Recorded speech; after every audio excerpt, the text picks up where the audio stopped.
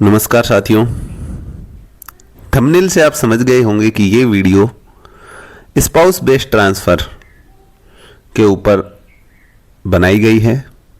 Railway में spouse based transfer 2026 के क्या क्या नियम हैं, वो पूरे नियम आपको इस वीडियो में मिलने वाले हैं। तो वीडियो को एंड तक ज़रूर देखें। वीडियो आपको अच्छी लगे तो लाइक करें, शेयर करें और चैनल को सब्सक्राइब करें। साथियों, सबसे पहले हम बात करते हैं स्पाउस बेस्ड ट्रांसफ़र होता क्या है।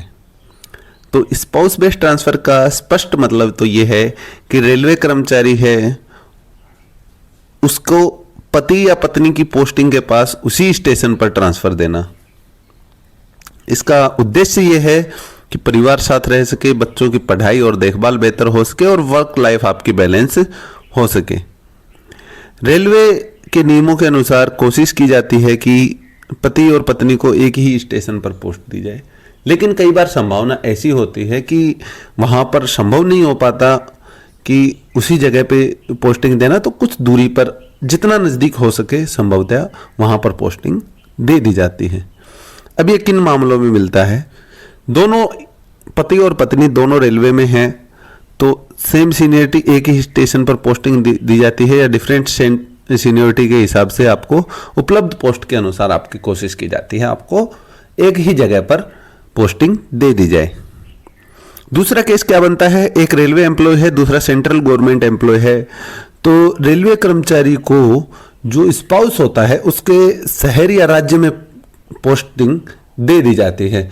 जैसे सेंट्रल गवर्नमेंट एम्प्लॉय है किसी की वाइफ, और रेलवे कर्मचारी साउथ में कहीं नौकरी कर रहा है और उसकी वाइफ दिल्ली या जयपुर शहर में है, तो संभवतः उसको दिल्ली या जयपुर में पोस्टिंग दे दी जाती है। इसके बाद आपका यदि हम बात करें कि रेलवे एम्प्लॉय है और उसकी वाइफ या स्पाउस जो है वो स्टेट गवर्नमेंट में है, तो उसको कोशिश होती है कि पास में पोस्टिंग दे दी जाए। यानी कि स्टेट गवर्नमेंट में यदि मान लो रेलवे एम्प्लॉय एनआर में ड्यूटी करता है और उसकी वाइफ जो है वो एनडब्ल्यूआर के किसी रीजन में बाड़मेर जिले में नौकरी करती है, तो रेलवे एम्प्लॉय को एनडब्ल्यूआर के किसी भी डिवीजन में पोस्टिंग दे दी जाती है जो बाड़मेर के नज़दीक हो। इसके बाद हम बात करें आवेदन प्रक्रिया क्या क्या होती है इसकी। तो सबसे पहले आपको एक प्रॉपर फॉर्मेट में, जिसमें रीजन ये लिखना पड़ता है कि स्पाउस ग्राउंड ट्रांसफ़र की एक एप्लीकेशन लिखनी पड़ती है। उसमें उसके साथ सभी डॉक्यूमेंट्स लगाए जाते हैं, marriage certificate, posting order, ID proof, ये सारी डॉक्यूमेंट्स लगाकर आपको एचआरएमएस के माध्यम से अप्लाई करना होता है। फिर ये एचआरएमएस से आपके सुपरवाइजर को फॉरवर्ड की जाती है और सुपरवाइजर आपको आपकी एप्लीकेशन को ऑफिसर्स के पास फॉरवर्ड करता है। जब ये फाइनल डीआरएम से स्वीकृत हो जाती है तो, या कंपोनेंट अथॉरिटी जो भी होता है उससे स्वीकृत होने के बाद आपका ट्रांसफ़र हो जाता है। अब इसमें कुछ इम्पोर्टेंट पॉइंट्स हैं कि जो स्पाउस बेस्ड ट्रांसफ़र है ये आपका राइट नहीं है, यह केवल एक सुविधा है जो रेलवे कर्मचारियों को दी जाती है।